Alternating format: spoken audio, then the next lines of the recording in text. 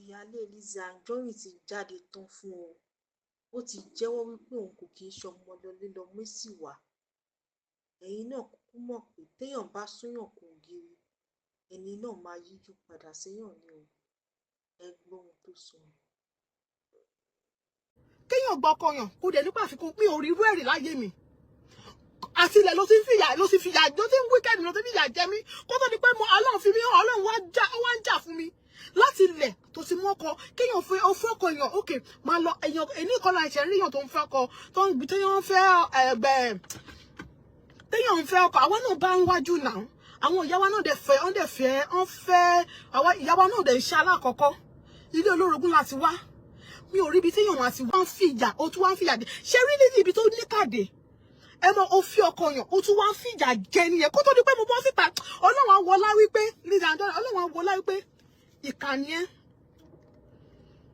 Ọlọ́run àwọlá wípé ìkànnì ẹ ń pé ìkà ló fẹ́ wá ìkà tó fẹ́ wá ṣe fún mi òfòrí ara ẹ gbé ó yí padà sórí ẹ Ọlọ́run àwọlá wípé àti ilẹ̀ tí tó ti fẹ́ ọkọ tó náà fẹ́ yìí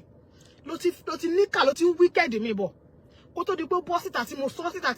tí mo ké síta Ọlọ́run àwọlá wípé ìyà ló fi jẹ ọ̀tá mi láti ilẹ̀ kó tó di pé mo bọ́ síta Ọlọ́run àwọlẹ̀ àdojú gbogbo nǹkan tó ní tó gbógúdúlé ó máa dojú jà kọ ẹ́ Ọlọ́run àbínú sí ẹ àdàbí tí mo bá parọ́ mọ́ ẹ àdàbí tó bá yẹ pé gbogbo nǹkan tí mo wá sọ ní pé mo ṣe fún mi àbó ṣẹlẹ̀ sí pé mo parọ́ mọ́ ẹ nìkan ló kù kọ́lọ́run dá sí èrí àtọ́tọ́ fún mi bó tó bá yẹ pé kò rí bẹ́ẹ̀ Lizzy Anjorin máa ní ìṣòwò abọ́lọ́run níwájú sẹ́ẹ̀ gbogbo ibi tó bá mú ẹ kó máa ní ìṣòwò wàá bí ọ̀bọ̀ abọ́ Ọlọ́run níwájú gbogbo tó bá gbójúlé ó máa dojú ìjà kọ ẹ Lizzy Anjorin gbogbo ògùn tó gbójúlé ó máa dojú ìjà kọ ẹ àfi tí Ọlọ́run ò bá sí nìkan ló kù àfi tí ò bá ń ṣe Ọlọ́run ló ṣẹ̀dá mi àfi tó bá yẹ pé àánú tí mo rí gbà yìí agbára mi ni tó bá jẹ́ pé Ọlọ́run ló ń ṣàánú mi tó bá yẹ pé Ọlọ́run ló ń jàjà mi tí ó ṣe pé báyà pé mi ni mò ń jà tí mi ò nákọ́ tí mi ò náwó tí mi ò mọ bóyá ń ṣe tó lè ṣe ń jà fún mi gbogbo nǹkan tó ní ó máa dojú kọ jàkọ gbogbo nǹkan tó gbójúlé ó máa dojú jàkọ ẹ lọ́lá àwọn tó ṣílẹ̀ kọjá ẹni lọ́lá àwọn tó máa tì lọ́lá àwọn tí Ọlọ́run máa gbà tọ́lọ́run gbà fún lọ́lá àwọn tọ́lọ́run máa ṣàánú fún lọ́lá. Lizzy Anjorin lọ́tọ̀ ọwọ́ ọmọ ẹ̀ bá aṣọ